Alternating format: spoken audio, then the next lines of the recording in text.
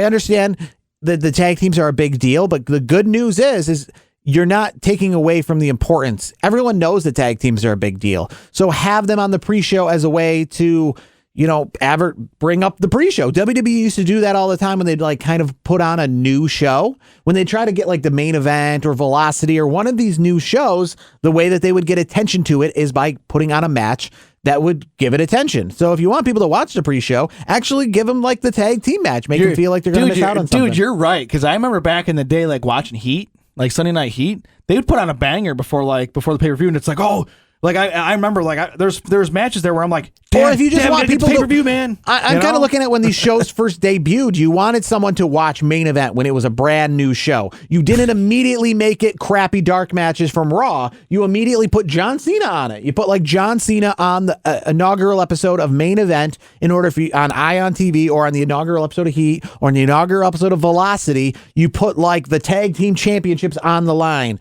to be like, okay, I got to watch that. A good example is coming up here at the end of the month. I already know it, that the SmackDown the night before WrestleMania, they're going to have some matches and some people who aren't going to be on WrestleMania. That Andre the Giant Battle Royal, guess what? None of those people are going to be at SoFi Stadium. That match is probably going to be on SmackDown. Why is it going to be on SmackDown? To get you to watch SmackDown. Okay, that's not necessarily saying less of those people. That's not necessarily saying like less of Madcap Moss, who won the Andre the Giant Battle Royal, but or do people or really Gunther, care? who might be defending the IC belt. It's essentially a way. But does anybody really care though about the Andre the Giant Battle Royal? But the reason they put those, reason those matches are there is for you to watch it. Because I can tell you one thing: are you watching that? If that's the number one match or like anything that's for that show, is that number one?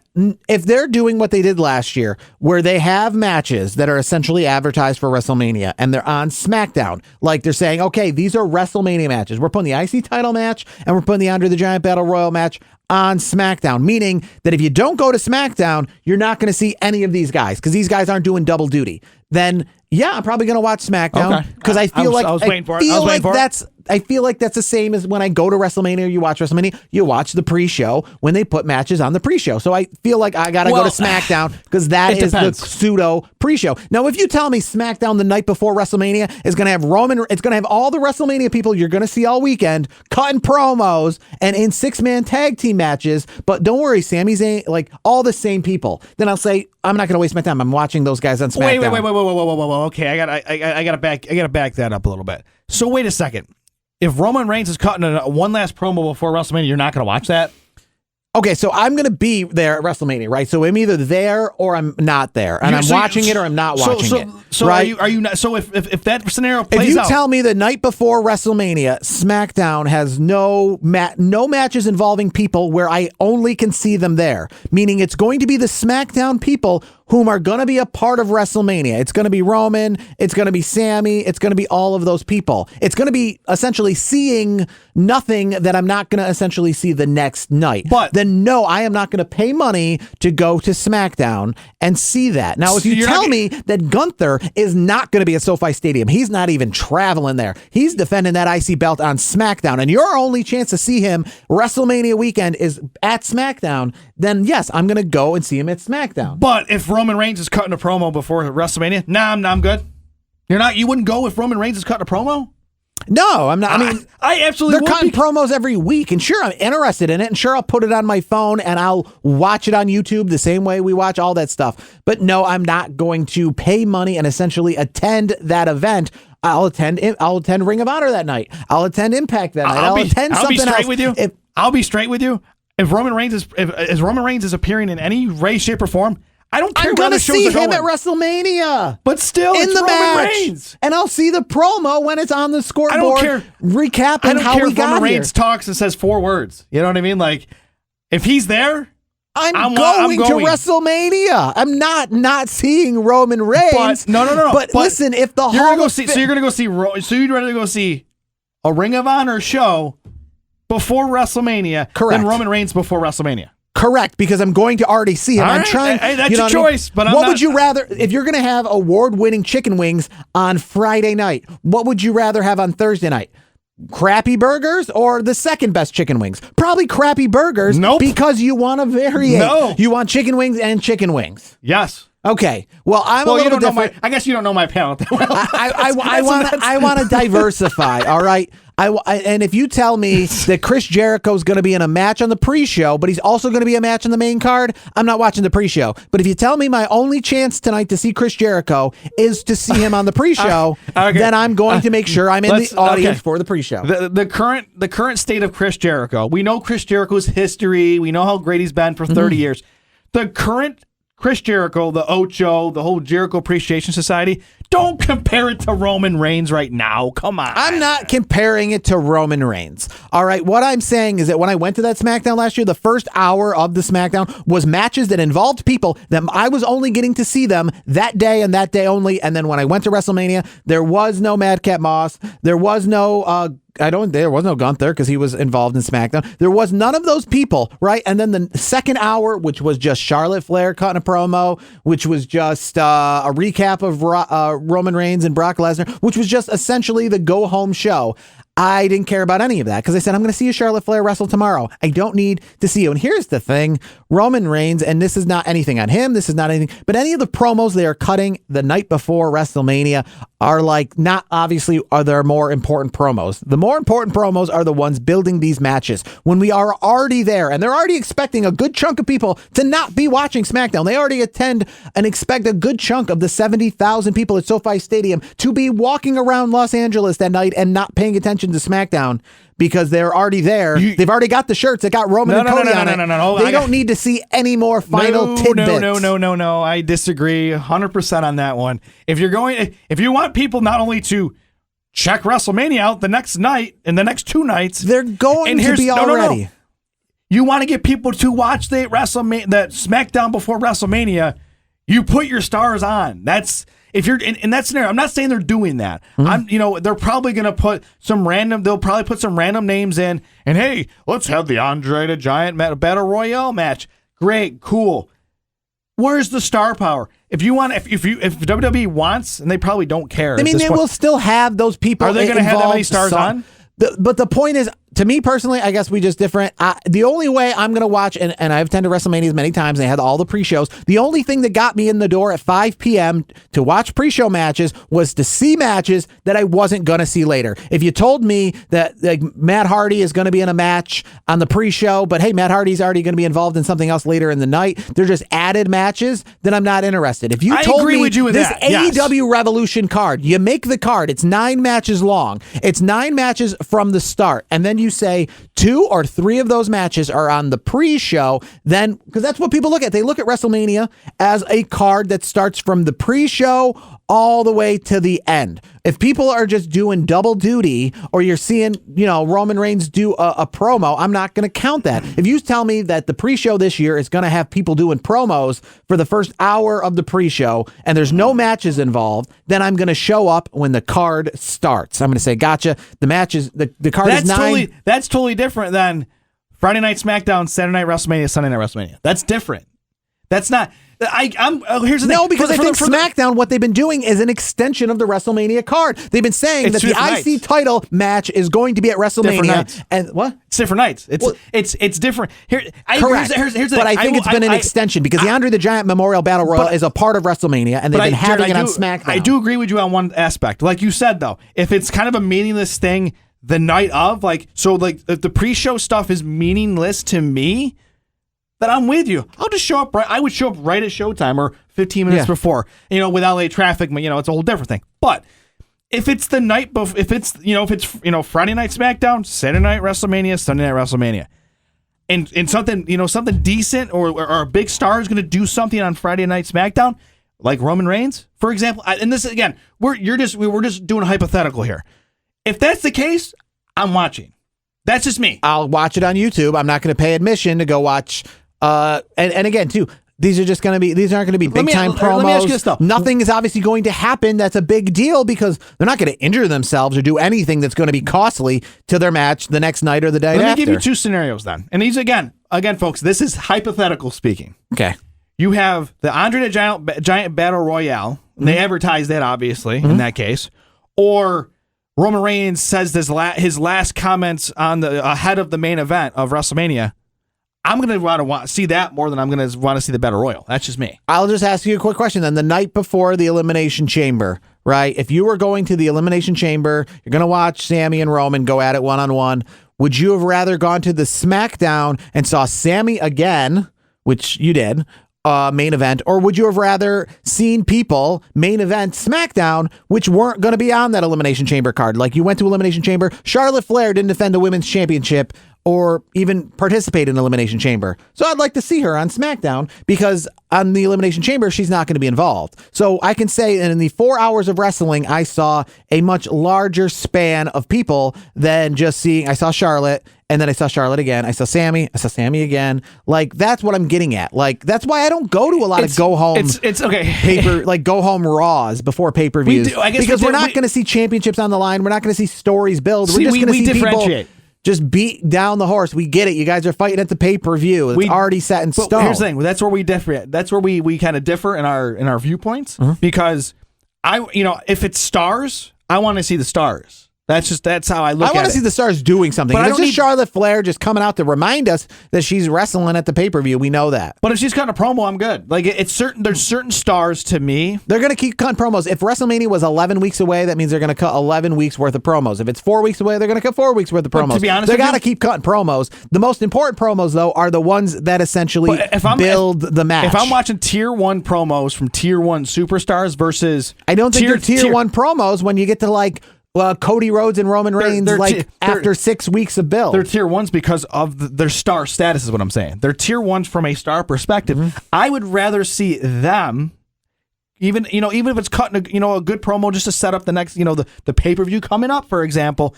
I would rather watch that than maybe tier 4, tier 3 wrestlers that, hey, they're not on the card this coming weekend, but hey, I get my fix. I can fill. I get to see 60% of the roster, not 40% of the roster.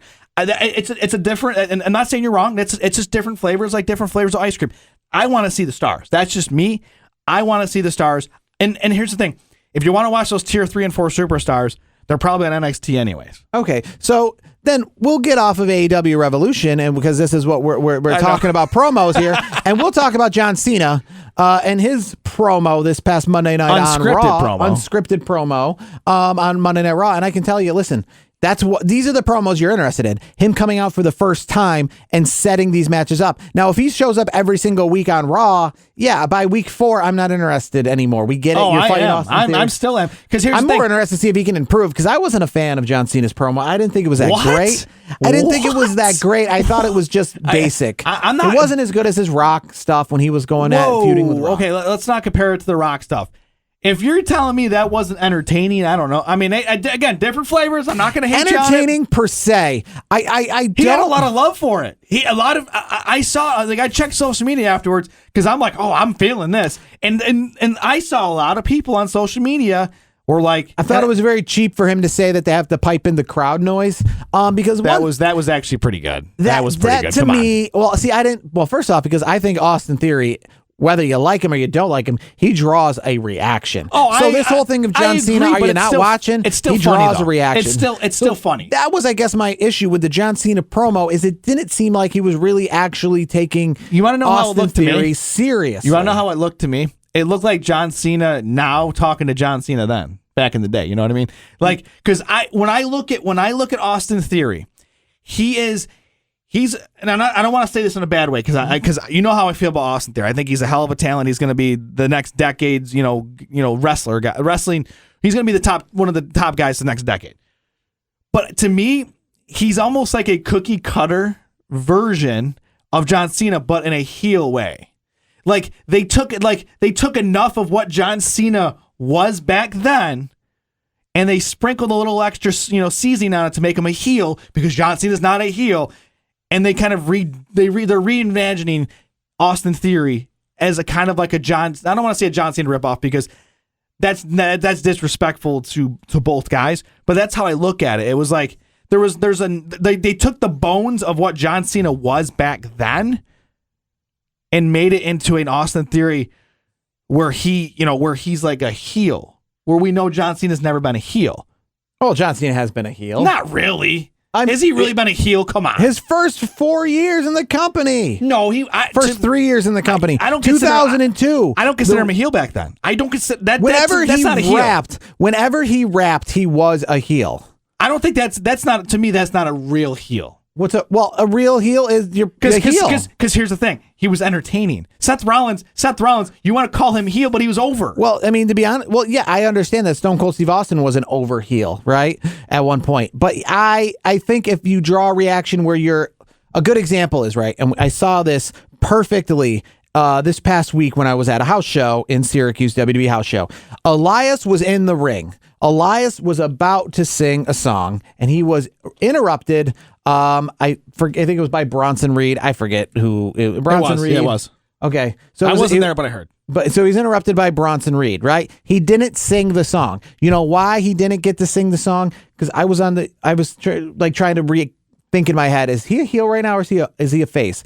And when he realized he didn't sing the song is when I realized he was a face. Because any song that any of these people ever sing, whether it be the Rock concert back before WrestleMania 19, or any of this stuff that, Elias has done in the past, any good songs, any good raps are against the city, talking negative about the people, kind of, that tongue in cheek, like, can't wait to get out of this town. Not necessarily, though. Getting the people to boo. Any good musical performances, whether it be The Rock doing the Rock concert, was saying, I'll be out of Sacramento quicker than or hey, I'll be back here to see the Lakers beat the Kings in May. That kind of thing. But he was also shredding his opponent at the same time. But the good songs, the good raps that John Cena did were to talk smack about his opponent and to talk smack about the area. So the fact that Elias didn't get to say anything shows me that he's a face, because he's a very cheap face. Well, because again, do you ever see anyone doing positive songs that get over? Do you ever see Elias singing, "I love this city, it's a great city," and everyone go, "Yeah"? No, because that doesn't get a reaction. It's just lame singing, right? Any songs that get a reaction are something where the line or the lyric get the reaction of like a hey, like an insult, like any promo, right? You got to say something that gets a reaction, right? You don't get good reactions by having two wrestlers in the ring and say, "You're a great wrestler. Hope you do good this weekend. You're a great wrestler too. Isn't this a good city? I like being here." Syracuse is a great place. John Cena back then, okay. So when John Cena stopped rapping is essentially when he became a face, because he wasn't going to talk crap about the cities anymore, because he's a good guy. He was always brushing that line. To me, he was not a true heel to me. By definition, he wasn't a true heel. Okay, he's not a true heel because the fans enjoy that. I enjoyed Elias talking crap. I was hoping Elias was going to talk crap about Syracuse. It was going to make my day because I was going to think he was funny. But I still think he would have been a heel if he did that. In my book, a true heel, and everyone's different definition can be different. That's fine. Austin Theory then isn't a true heel because I enjoy Austin Theory. No. He gets the boos. But John Cena got a lot more. It was mixed, but he got a lot of love too. And Seth Rollins, when he ran that recent run, and that's why he's kind of, it's almost been seamless for Seth Rollins, where he was for a while. We're like, okay, yeah, he's a heel. Reigns but then he worked. Roman Reigns at WrestleMania 32 got booed out of that building, but that doesn't mean he wasn't a face. By definition. Right, that's Roman Reigns beating Triple H at WrestleMania in the main event at AT&T Stadium. Triple H was the heel. Roman Reigns was the face. It depends who you ask. If it's the the WWE, I'm just asking WWE how face. WWE portraying the character to me. I portray it as how the fans portray it. The fans tell you everything. I'm saying that right now they're portraying John Cena as the face, Austin Theory as the heel. Exactly. And I have to say that what I didn't really like about the promo is that he wasn't acknowledging so much that Austin Theory is great. He's saying about, you're not ready yet. And I disagree. No, he did give him some respect. There was respect in there, but he also was like, you got a lot to learn, kid. You got a lot to learn, kid. He'll always have a lot to learn. But I think the fact is that, Austin Theory wouldn't be in a match with John Cena if he wasn't ready.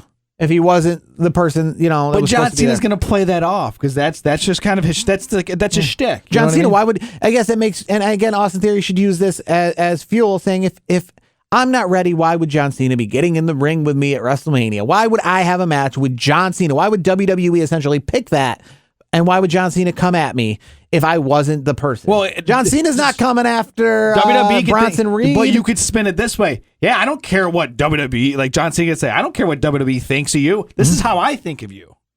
That's where you can draw the line. That's how I look. I mean, that's how I look at it. I think the John Cena Austin Theory promo was good. I enjoyed it. I thought it was fun. And I mean, John Cena pretty much, I haven't seen a bad promo from John Cena in a long time. I don't even remember the last time it was a truly bad promo. I think the thing about piping in the crowd noise, I think that's just things that you don't need to make it known. All right. We understand that WWE does things sometimes, but the fact is that you're making the fans aware that they're doing these like trickery tactics, because it makes it look less on you, because even when they're cheering for John Cena, how do we know they're not piping it? Like the fact that you're kind of like revealing the, behind the curtain. Well, why don't you reveal behind the curtain? Then you're not really punching him in the head. Why don't you reveal behind the curtain that this whole match is scripted? If you're just revealing the scripted and the magical elements of professional wrestling, if you're revealing to an actor while you, like if I'm watching a movie, you know what I mean, and you're revealing some of the elements of this being a scripted movie and not a real life story between a banker and a farmer, in 1642, then why don't you reveal the whole thing? Why are we even pretending the charade of you guys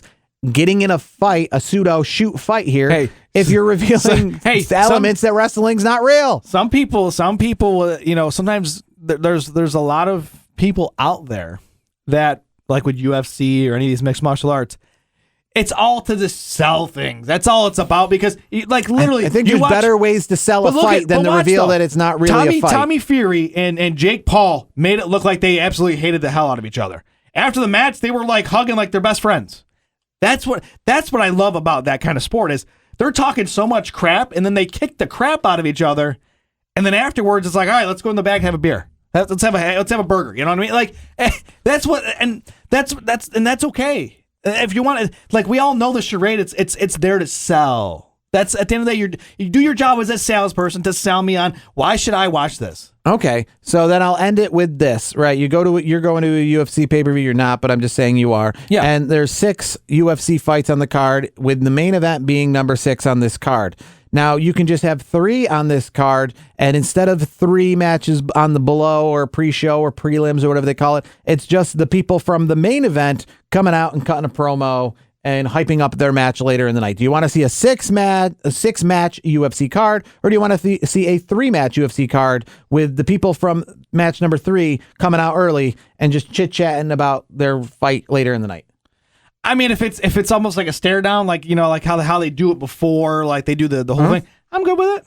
I'd rather see that than 6 UFC fights. Yeah, if it's 3 quality fights versus 3 undercards where they're unproven, yeah, why not? All right. I mean, because like again, the only reason I would attend SmackDown, and we obviously have to see about this Hall of Fame. This is I've never seen a time where it is March the 9th and we have 0 names mentioned for this Hall of Fame. They normally announce the names the night after, at least the main headliner, like the night after the Royal Rumble. That's what kicks off. What kicks off WrestleMania is the Royal Rumble kicks it off, and then the next night you got the WrestleMania sign hanging in the rafters. You got that little commercial they play that says how many days till WrestleMania. It's like 60 at that time, and then they reveal the first name for the Hall of Fame that really kicks us into WrestleMania season. And then I think by now you've probably had 3 or 4 names, and I know that they reveal some ones later on, but by now they've at least announced 2 or 3.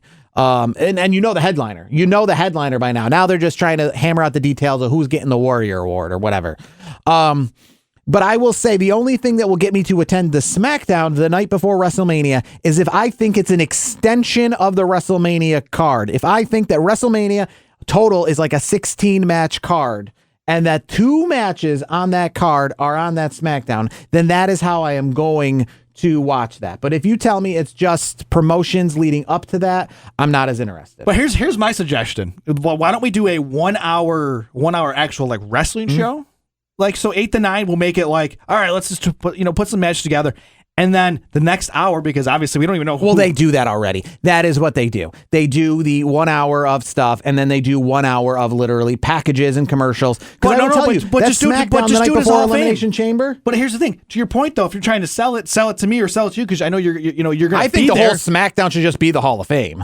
To be honest with you, I'm okay with that. Yeah. But if you know, and I know you like to get your wrestling fix too, though. Mm-hmm. You could get both. You could get. Well, I'm okay if the Andre the Giant Battle Royal is on WrestleMania card and it's just not going to be even contested, then that's fine. It's not going to be contested. I don't need it to be contested. But if you're telling me that you've made this match for wrestling, because they've done that before, how many times? Forget SmackDown, but how many times have they made the WrestleMania card and then a week earlier they go, oh, you know that match that you're aware of for the tag team belts? You're like, yeah, that's on the pre-show. You're like, oh, okay, because I was getting pretty excited for that. How many times have they said, and they built up matches, how many times they said, oh, you know, this match you've been looking forward to at WrestleMania, whatever it is, a tag team championship match. I think one year it was the IC title between Baron Corbin and Dean Ambrose. Oh, I'm excited to watch it at WrestleMania. And then you tell me, well, if you are attending WrestleMania and you want to say that you watch it because it's on your shirt of matches on the back of the shirt that you bought for souvenir purposes, you better get there for the pre-show. Then I get there early. But if you tell me it's not on the card, that's okay. But like I say, if SmackDown's like an extension of WrestleMania, then I feel like I have to see it because I feel like I didn't see all of WrestleMania. It's the same reason as you can't attend one night of WrestleMania. You can't watch the first half of the Super Bowl. If you tell me the Super Bowl this year is going to be 5 quarters, 4 quarters in the game, and 1 quarter they're playing at 3 o'clock, well, in order for me to think that I watched all of the Super Bowl, I got to watch that quarter at 3 o'clock and then add it to the 4 quarters later. If you tell me it's just going to be people chatting, but the 4 quarters of the game are still going to be later on in the night, then I'm just going to watch the 4 quarters of the game. So if you tell me that SmackDown is just going to be another SmackDown and that WrestleMania, the 12 matches you flew here to see are still going to be on Saturday and Sunday, and these matches here or this SmackDown is just going to be essentially to promote those, I don't need to do that. I've seen enough promotion. I'm here to see these 12 matches. If you tell me 2 of those 12 matches, you got to go to SmackDown to see, then I guess I got to go to SmackDown to see 2 of those 12 matches. And I will say this, you know, to kind of put a capper on it, we only have a couple more weeks. Isn't it great? We only got a few more weeks. I know you're going to be there. I wish I was there with you. It's going to be a lot of fun. I'm pretty excited. WrestleMania. So we've learned that he'd rather see some grade A promos. I'd rather see, I guess, more wrestling or essentially wrestling that I feel matter. Not necessarily more wrestling because, listen, that SmackDown is going to have lower level wrestling. You want to see? I don't want to say lower level because let me tell you, that SmackDown the night before, if it doesn't have what they're considering WrestleMania worthy matches. I'll leave you with this. Do you want to watch a couple jobbers or do you want to watch Roman Reigns cut a promo? I'll leave it at that. I don't think WWE considers them jobbers if it's the IC Championship on the line and it's the Andre the Giant Battle Royal. I didn't say it was the IC title. It could just be. I don't want to see that. It could be tier 4. Well, no, listen. If it's not those matches, then I'm not interested. Like I said, if it's not the matches that I think are an extension of WrestleMania, you know what I mean? I think the Body Donnas took on the Godwins for the Tag Team Championships at WrestleMania 12. That was announced to be at WrestleMania 12. It was then on the free-for-all, so essentially making that a part of WrestleMania. He's leaning more towards my way more than you think, folks. Just saying.